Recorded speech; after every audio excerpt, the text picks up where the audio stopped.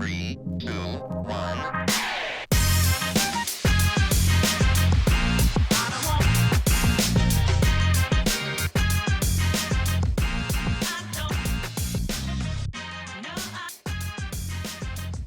What is going on, Southwest ISD? Welcome back to Scoreboard. My name is Brandon Medina. I am here with your athletic director, Peter Wagner. This is your one-stop shop for all things Southwest ISD athletics. We're back on attack this week, brother. We have a big one. You mentioned we got some middle school athletics to talk about. Got some middle school football going on. We got water polo playoffs. SWISD against SWISD this week. We got water polo playoffs, middle school athletics, volleyball, football, Cross country district. I mean, tennis. We're coming to the towards the backstretch of the fall sports season with the startup of basketball and coming up here pretty quick. This is the no sleep season for you athletic peeps. I feel like we talk about that all the time. So like no sleep till June. And I think that's a song. Except it's Brooklyn. Brooklyn? Yeah, no sleep till Brooklyn. Yeah. We missed you, dude. I know, man. Carlos did good, but I mean, like, you know. Carlos did great. I will say Carlos needs to. But he was like the substitute teacher. No, you know what it is? Carlos did awesome. What it is you took advantage of Carlos. I did take advantage of Carlos. You said you're not gonna stop me from talking, so I'm gonna keep talking. I was too long. I was like Donald Trump in the debate, except without the other stuff. You were just absolutely. I had 9 minutes more. Yeah, talk time. you were talking. That's what I'm trying to say. This is not political. It was all about talk time. 9 minutes of extra talk time for this guy. He sent it to me, and I was like, yeah, dude, I'll push it from home. I was dealing with some family stuff, and then I looked at it and I go, there's no way this is 46 minutes. To be fair, it was minutes. Carlos's first. Like, it's been a while. He's a little rusty, so Sure. like part of that 46 minutes was like, hold on, I got to do that again. Yeah. Hold on, I got to do that again. Like he had to like you just walk up to the mic like, hey, Southwest, blah blah blah blah, and like it's not that easy, folks. Okay, fair. Well, he did a great job. That was a compliment to you. Thank you, I appreciate it, and we're glad to be back, and we're glad to be rocking and rolling because this is a big week. We have playoffs imminent for everybody. Everybody. At Southwest, we go to the playoffs. That's just, playoffs. That's what we do. That's playoffs? what we do. We're talking about playoffs. We're talking about playoffs. That's right. So what do you want to start? Do you want to start with water polo since that's next week? Let's start with some water polo. Okay. So all 4 of our teams are in the playoffs. It's still hot. So we can talk about it. We've been in it 3 years. The first year, 3 out of the 4. Second year, all 4. Third year, all 4 and stuff. So we were right in it. We needed Jay to lose to undefeated Stevens last night for the Dragons to take on Jade for the 2nd seed. Unfortunately, Jay found a way to win in overtime, 17-16. So the boys on the boys' side, the Dragons are 3rd, the Titans are 4th. So they're going to take on this year, instead of going to play Alamo Heights and Reagan and Johnson. Now we get Brennan, Marshall, Warren, and those guys. So we'll see how we match up in that range. And then on the girls' side, same thing. On Saturday we have a rubber match in the Fire and Armor Classic as the Dragons and the Titans take on each other in the girls' water polo to see who's going to be the 3rd seed. Nice. So they're going to do that at 10 a.m. on Saturday, and then the winners from there they'll play on Monday. Sure. And then the boys will play on Tuesday next week in the first round of the playoffs. So it's bam bam. Man, quick moving water polo. Major straight into swimming. Major successes. Yep. We had a send off today. Talk to us about kind of that send off. Yes. So we are excited. Today, our Special Olympics unified swim team qualified for state. That's awesome. Special Olympics state. So we sent them off today with the band and the cheerleaders from both Legacy and Southwest.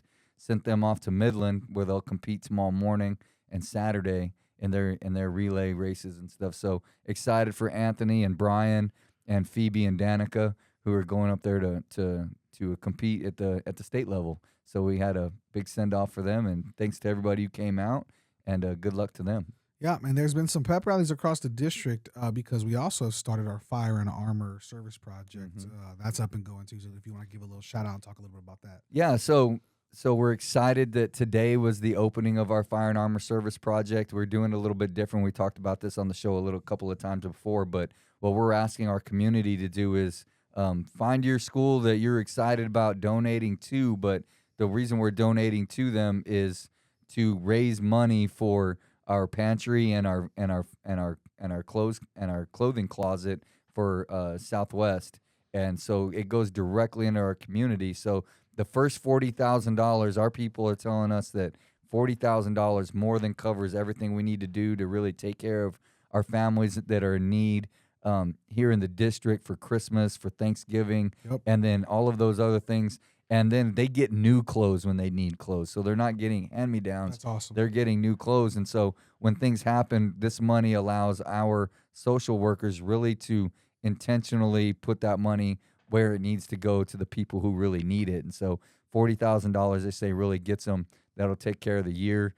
And we're excited about that. But the only way it works is it's a little bit different than canned food, right? So please get out there. When you see it on social media, repost it, get it to your family, things like that. You know, I tell people when we're looking at this, we have over 14,000 kids in our district. If every kid could figure out a way to get one person to donate $5, that's over $70,000 we would raise. If we just did that, that's without a single staff member or anybody else doing anything. $5, Which we know those are going to come. Which we know those are going to come too. But if they did that, if we got every campus to get every kid to just be responsible for $5 somehow, some way, we would raise $70,000 just like that. So if we just did that, you get $40,000 to the pantry and to the to the closet at Southwest ISD. But then after that 40, we're gonna take and we're gonna split it in thirds.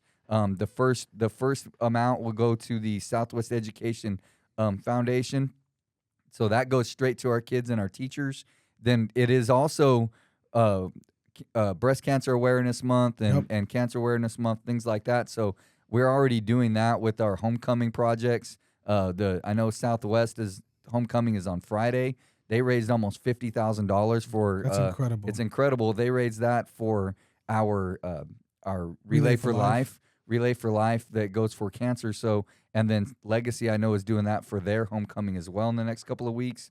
And so we're taking care of the cancer part of it in our community, and then so we're using Fire and Armor to take care of. This is also Domestic Violence Month, Awareness Month. So we're going to do the Southwest Education Foundation after that 40, and then we're going to do we're going to donate the next one to the Battered Women's and Children's Shelter. Right, and then the last one is also to the San Antonio Food Bank. So if we made 70, that would be 10,000 to Southwest Education Foundation, 10,000 to domestic violence for battered women and children, and then 10,000 to the food bank. And if we make more than that, then that's just more that we can bless other people with. Yeah. And that's the Southwest community is coming together. And so when you get it, it's through School Funder. There are options for $5, $10, $20, and $50. But we figure, I mean, if we just got everybody to do $5, we're gonna kill it. Yeah. And so we're really excited about that. They did that today in their advisories. We had pep rallies at the elementary schools. They are competing like we've been doing in the past. So you have the feeder patterns are going for Southwest are going to on the Dragon team, and the feeder pattern for Legacy are going to the Titan team. Whoever raises the most money wins it. But it'll be open tomorrow at the football game. It's open tonight to start raising. I know we're already seeing some of that. It'll be tonight at the JV games. It'll be tomorrow at we'll have all the flyers out at the football game, at the volleyball games, all over the place. So lots of opportunities to be a part of that. Yeah, absolutely. Well, hey, please do get a part of it. You're supporting a huge, huge amount of great things happening at Southwest ISD, and you're also helping families in need and helping people in need in general with all these great organizations. So please do support that. Going back to the athletics part, tennis as well. You mentioned big tennis matchup today. Huge tennis match. I mean, this is the biggest tennis match in Southwest ISD history. Ooh, man. Except for last year's. Gotcha. Yeah. But same thing. This is Fire and Armor for the district championship too. Once again, and they're both undefeated and ready to roll. Both 6-0 in district, and starts at 4:30 today. Excited about everybody. Looking forward to just so many great kids playing. Excited to see, on the Titan side, you got, and I'm gonna miss a few people, but I'm not. But just Houston Kirkendall, you got Dylan Cortez, Ian. You got we have our kids that Daniel and Ian who won the kicking for chicken the other day are playing tonight. And their bellies are full. Their bellies are full. They got Canes for life, man. Yeah. And so on the Dragon side, we got Roy Cruz. You got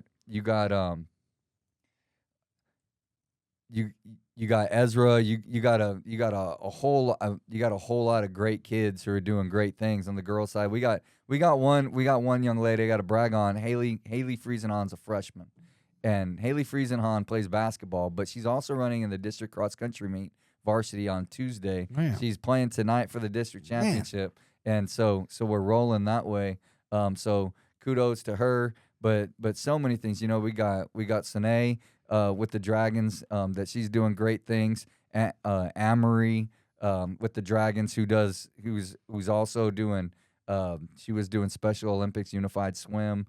She's a trainer, things like that. So we got so many kids doing great things and across the gamut of things, but they're all participating tonight. And so we're really excited. We got soccer players on the Titans, all kinds of stuff. So really excited about the caliber of tennis that our kids are playing, but then also that they do so many other things. They're more than just tennis players. Sure. But huge district match tonight. Great job by Coach Arceo and Coach Gomez. Quote unquote biggest match in history of Southwest ISD tennis. And I don't think that I think that's unequivocal. I don't think that you can even I don't think that can be argued. Ooh, man, unequivocal. You heard the language. You hear the that was multiple syllables. Multiple syllables right here. Unequivocal. Yes. Man, I'll tell you what. One of these days we're gonna do a spell test with you. One of these days. I was pretty good. He said, "Don't do that." Yeah. So can I use Chat GPT? I'll tell you what. You can spell. You can spell spike pretty easily, and the volleyball team is doing plenty of that. Talk to me about the volleyball team looking as they inch their way into the playoffs and inch their way into big competition play as well. Yeah, so we hit the turn. So we're coming back on the backside of district play now. So the Dragons were off on Tuesday. They got a huge match on Friday with Jay beating McCollum. So the Dragons lost to McCollum in 5. Jay beat McCollum. Right, but last week on Friday, the Dragons lost to McCollum. So McCollum took a full advantage of first place. Okay. So then the Dragons are off on Tuesday, and then McCollum lost again to Jay. All right, so everybody has 2 losses. You with me so far? I'm with you. You kind of look like you're lost there for a minute. Sir. All right, so they have 2. So on Friday, tomorrow, the Dragons play Jay. Jay beat them in 5 last time, maybe 4. But if the Dragons win, we have a huge log jam in first place in the district. And that's what we're gunning for. So big game on Friday for them, and then Legacy took one on the chin a little bit against Southside. Kind of have to recover, and they're really gonna have to catch up a little bit. But I think it's possible. They were close in a lot of games. They got Southside coming up on Friday. Really wishing them luck, and I mean they have the talent, they have the ability, and they have the people to make it happen. It's just a matter of making it happen. And so I believe they can do that. And so those are 2 big games in volleyball, but they're coming towards that back end of the season. Time to start making things happen. Yeah, absolutely. Well, hey, I'll tell you what, volleyball is a staple for Southwest ISD, but tennis is starting to become the sport. I was telling somebody, I was like, at Southwest ISD, we play tennis. That's right. Well, hey, we also play everywhere. Talk to me about middle schools, man. We got middle school athletics that you. Oh yeah, we got some. Well, let's talk. I got to watch some middle school football the other day, and I had the opportunity to watch the 7th grade A team from McAuliffe take on the 7th grade A team from Scobie. So all of our biggest match in history in middle school. So here's the thing. This is what's cool. So I'll save that for last real quick. So quick score thing is in the 8th grade. Scobie beat McAuliffe like 36-0, something like that. And McAuliffe in the 8th grade is struggling a little bit. And then at Resnick beat the McNair 8th grade, and pretty decent score as well. And so Resnick is really taking care of business on 7th and 8th grade. They're doing a great job. And then at the 7th grade, though, this is kind of Resnick also beat, and that was a good game, a pretty decent game, but they put up some points. Resnick's been putting up some points, so let's look out for Resnick as we go through the season. Coach Davis and Coach Morris and those guys are doing a heck of a job. And not just look out for Resnick. Also, you get to get excited for Legacy in the future as well. Right. And so here's the big one. This is the headline of Tuesday middle school football.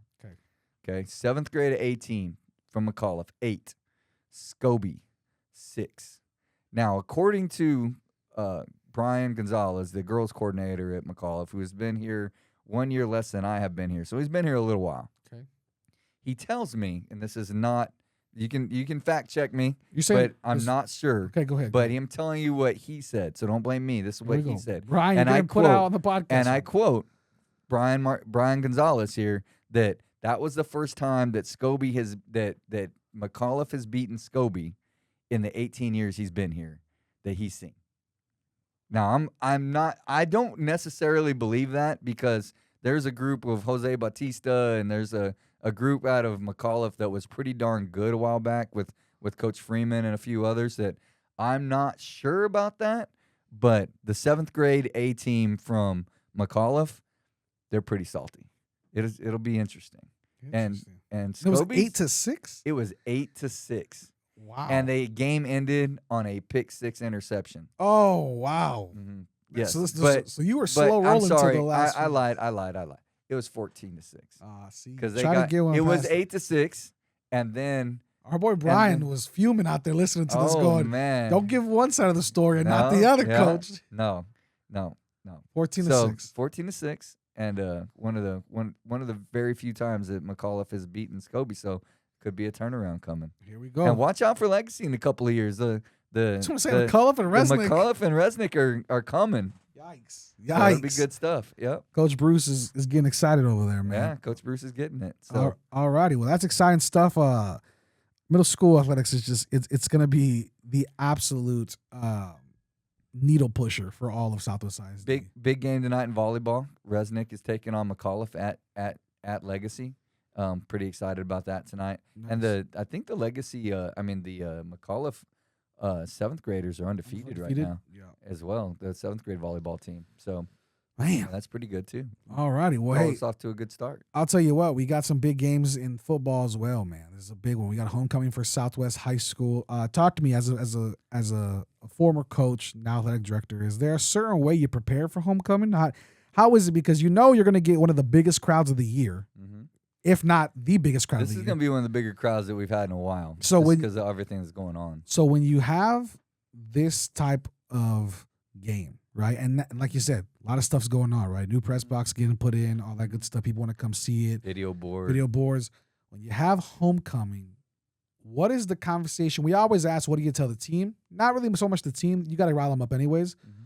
What's the conversation between the coaches? Is this a very big, like, we got to win this one kind of thing? Or what's the conversation that you normally would have back in the day? So I will give you true insight on. And be transparent. Be real. My conversations when we did this. When we do homecoming, you never want to lose homecoming. No. Now, you don't want to lose any game, but you don't want to lose homecoming. But it's not just because you lost the game, but it's because not only did you lose the game, but you have to stay because you have to continue. No matter how it goes, you have to support the band.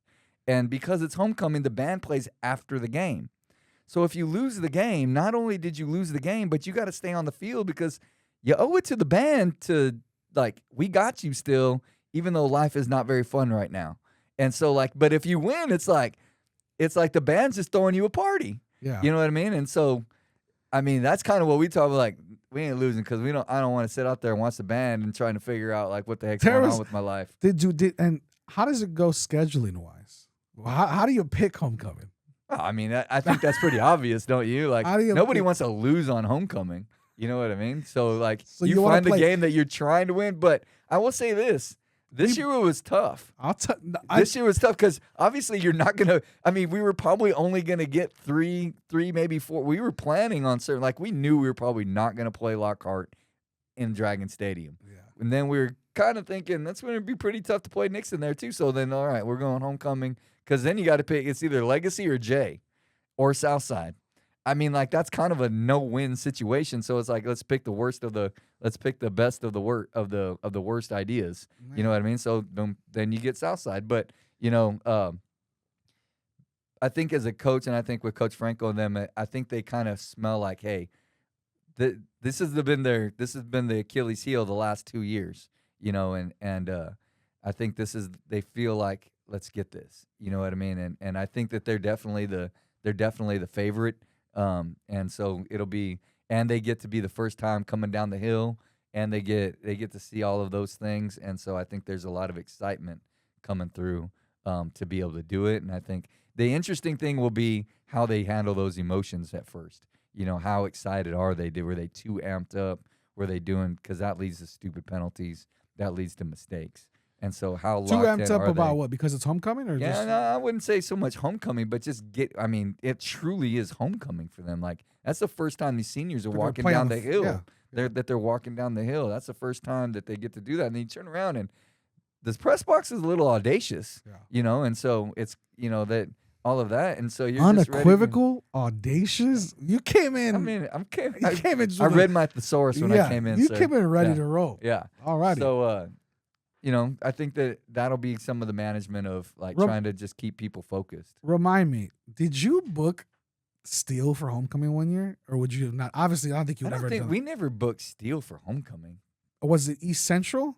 Yeah. We lost that one? I don't think. No, I've never lost a homecoming. We always did like Highlands. Don't start. I never lost a homecoming. I'm going to tell you, I don't think we did.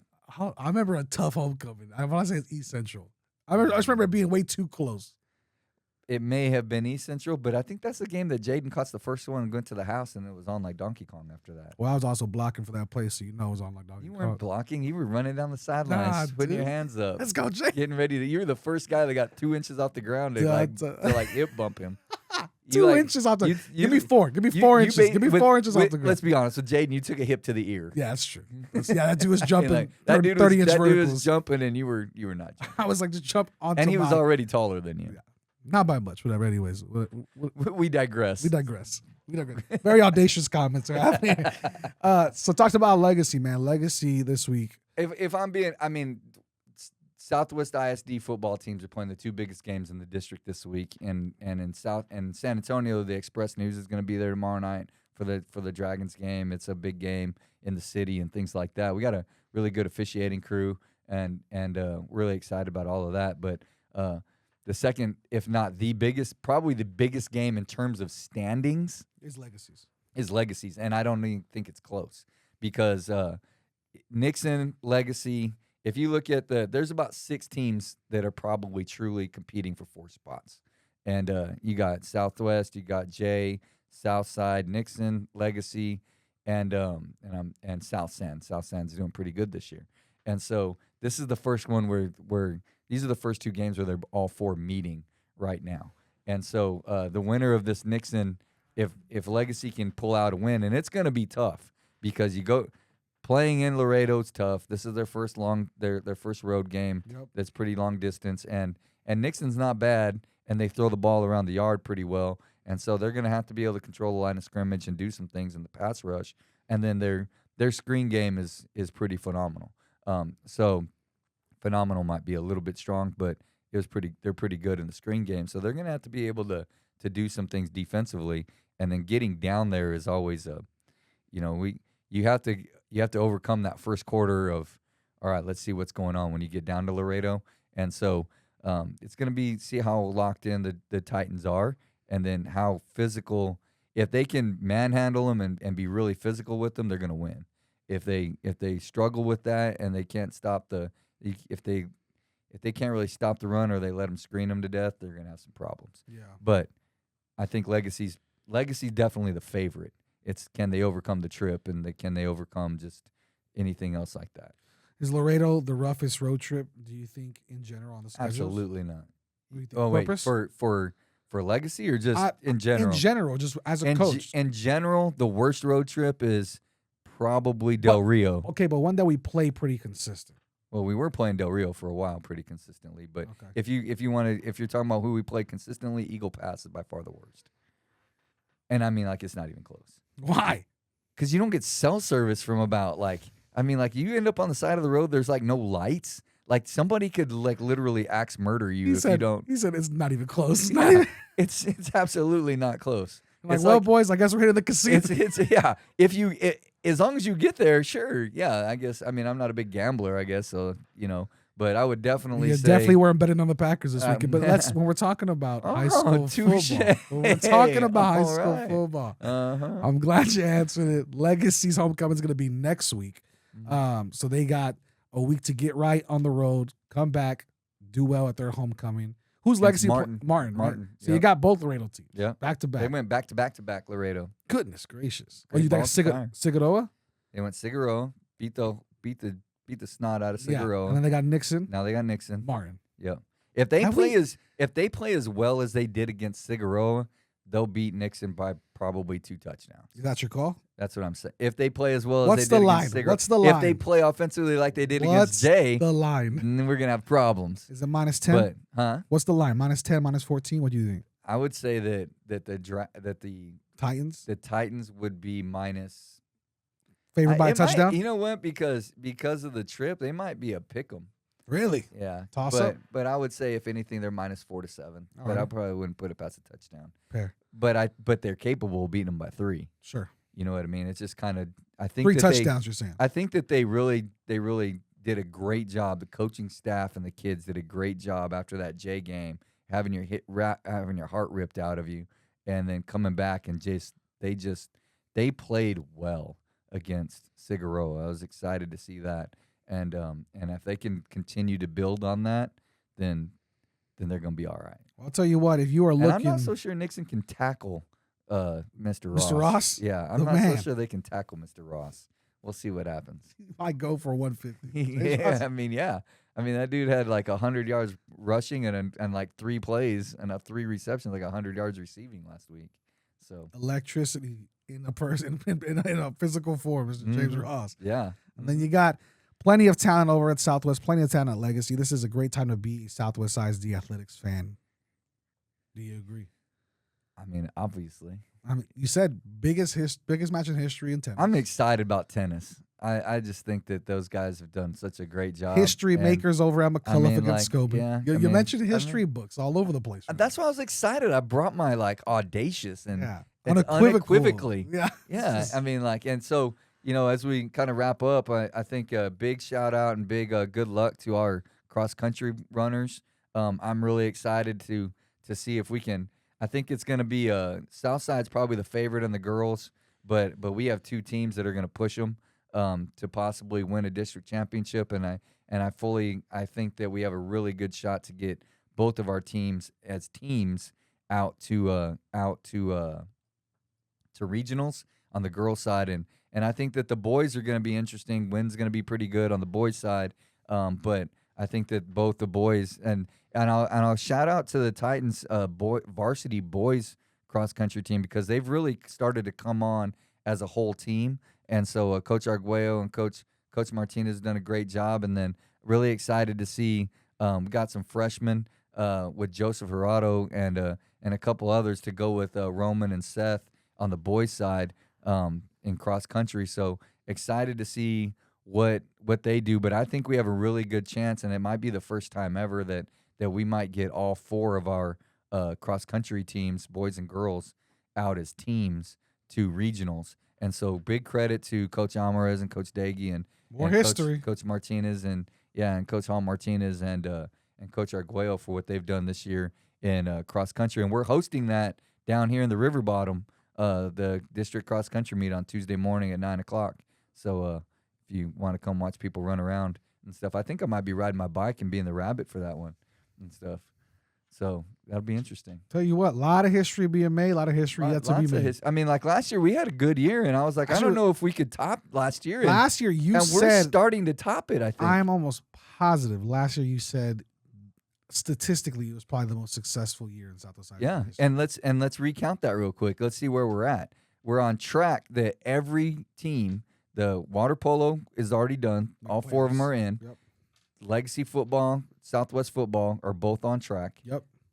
We just talked about cross country. Tennis all four is are both competing on for track. the district Tennis championship. is competing. We're Undefeated. fire and armor, undefeated, playing for the district championship. Again. Right. We have both volleyball teams are in the hunt, but expect that the Dragons will make the playoffs in volleyball for sure. So by the end of it, there may only be one team that doesn't make the postseason in Southwest ISD this year For fall sports. for fall sports. Mm-hmm. Man, so That's a heck of that's getting out of the blocks pretty good. Yeah, absolutely. And we have a shot of getting all of them.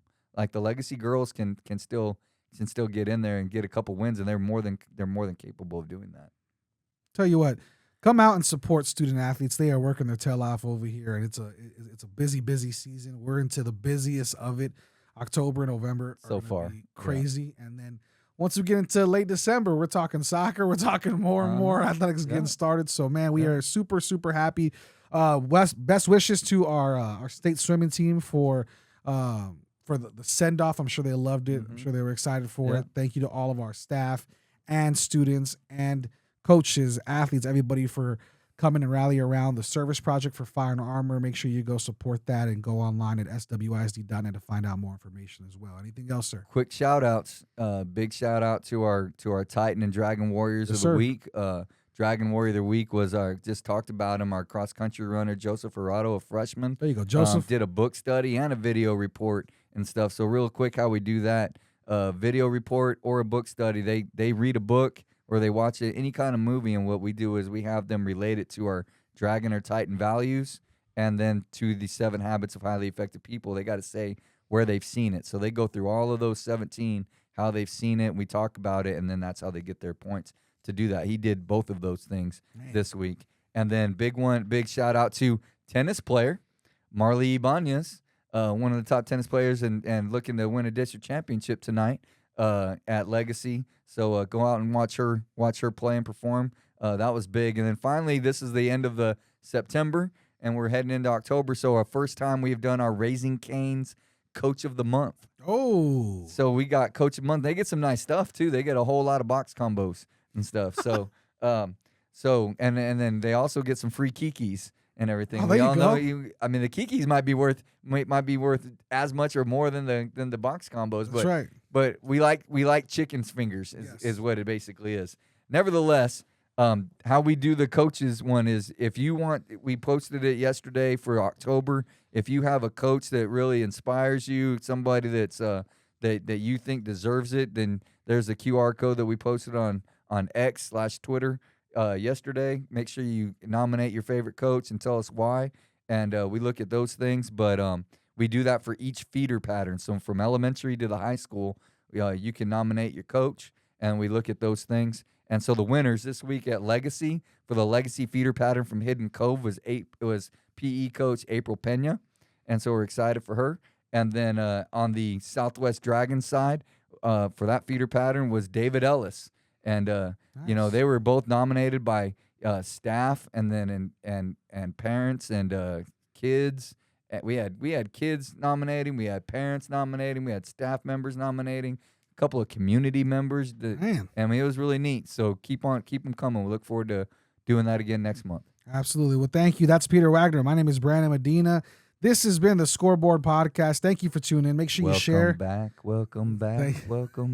And listen in anywhere you find podcasts: Spotify, Apple Music, Amazon, Google Play, everywhere.